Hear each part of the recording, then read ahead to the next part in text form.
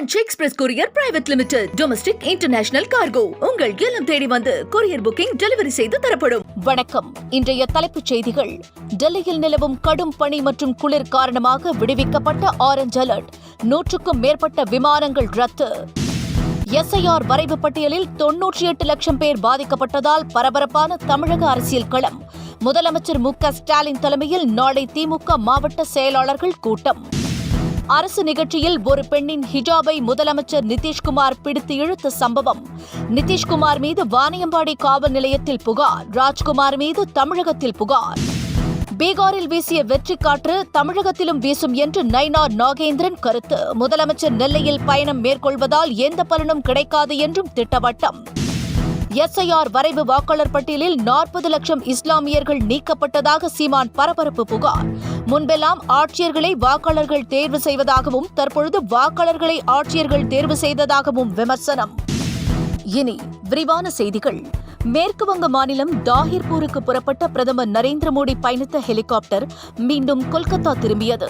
மோசமான வானிலை காரணமாக ஹெலிகாப்டரை தரையிறக்குவதில் சிக்கல் ஏற்பட்டதால் பாதுகாப்பு கருவி மூலம் ஹெலிகாப்டர் திருப்பி விடப்பட்டது. டெல்லியில் கடுமையான பனிப்பொழிவும் அடர்ந்த பனிமூட்டமும் காணப்படுகிறது. இதனால் கடும் குளிர் நிலவி வரும் சூழலில் ஆரஞ்ச் அலர்ட் விடுக்கப்பட்டுள்ளது. 129 விமான சேவைகள் ரத்து செய்யப்பட்டுள்ளன. அடுத்த சில நாட்களுக்கு ஆரஞ்ச் அலர்ட் தொடரும் என்று வானிலை ஆய்வு மையம் தெரிவித்துள்ளது. விமானங்கள் ரத்து செய்யப்படுவதால் முன்கூட்டியே விமான அட்டவணையை உறுதி செய்ய பயணிகளுக்கு அறிவுறுத்தப்பட்டுள்ளது. SIR வரைவு வாக்காளர் பட்டியலில் 98 லட்சம் பேர் நீக்கப்பட்டதால் தமிழக அரசியல் களம் பரபரப்பாக மாறியுள்ளது. SIR வரைவு வாக்காளர் பட்டியல் நேற்று வெளியிடப்பட்டது. உயிரிழந்தோர், விலாசம் மாறியோர், இரட்டை பதிவு என்று புகார்களின் அடிப்படையில் வாக்காளர்கள் நீக்கப்பட்டதாக தேர்தல் ஆணையம் கூறிய போதிலும் தமிழக அரசியல் களம் சூடுபிடித்துள்ளது. இந்த நிலையில் முதலமைச்சர் மு.க. ஸ்டாலின் தலைமையில் திமுக மாவட்ட செயலாளர்கள் கூட்டம் நாளை நடைபெறுகிறது. இந்த கூட்டத்தில் வாக்காளர் பட்டியல்கள் குறித்து விவாதிக்கப்படும் என்று தெரிகிறது. மாவட்ட செயலாளர்கள் கூட்டத்தில் அனைவரும் தவறாமல் கலந்து கொள்ள வேண்டும் என்றும் உத்தரவிடப்பட்டுள்ளது. விஜய் சினிமா டயலாக் பேசி வருவதாக அமைச்சர் ரகுபதி விமர்சித்திருக்கிறார். அவருக்கு சிலப்பதிகாரம் பற்றியெல்லாம் தெரியாது என்றும் 6 மாதம் நடித்துவிட்டு முதல்வராவது சினிமாவில்தான் நடக்கும் என்றும் அமைச்சர் கூறியுள்ளார். ஆனால் அது அரசியலில் நடக்காது என்றும் குறிப்பிட்ட அமைச்சர் ரகுபதி திமுக தீய சக்தி அல்ல, மக்கள் சக்தி என்றும் குறிப்பிட்டார்.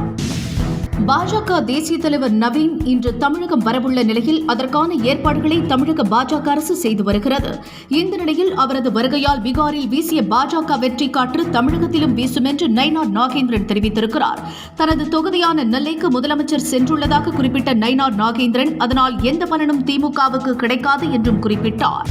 ஆட்சியாளர்களுக்கு தேவையில்லாத வாக்காளர்களை நீக்குவதுதான் SIR பணி என்று சீமான் குற்றம் சாட்டியுள்ளார். தமிழகத்தில் 98 லட்சம் வாக்காளர்கள் நீக்கப்பட்டுள்ள நிலையில் அதில் 40 லட்சம் வாக்காளர்கள் இஸ்லாமியர்களாக இருக்கலாம் என்று குற்றம் சாட்டியுள்ளார்.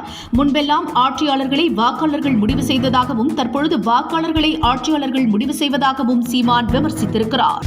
பாகிஸ்தான் முன்னாள் பிரதமர் இம்ரான்கான் மற்றும் அவருடைய மனைவி புஷ்பாரா பீபிக்கு தோஷ்கானா ஊழல் வழக்கில் 17 ஆண்டுகள் சிறை தண்டனை விதித்து அந்நாட்டு நீதிமன்றம் தீர்ப்பளித்திருக்கிறது.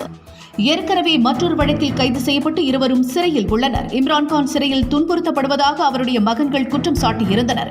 இதை அந்நாட்டு பாதுகாப்புத்துறை மறுத்திருந்தது குறிப்பிடத்தக்கது. Branch express courier private limited. Domestic international cargo. உங்கள் இல்லம் தேடி வந்து கொரியர் புக்கிங் டெலிவரி செய்து தரப்படும். என்றும் உங்களுடன் மை இந்தியா. முக்கிய செய்திகளை உடனுக்குடன் தெரிந்து கொள்ள சப்ஸ்கிரைப் பண்ணுங்க, பெல் பட்டனை பிரஸ் பண்ணுங்க. என்றும் உங்களுடன் மை இந்தியா.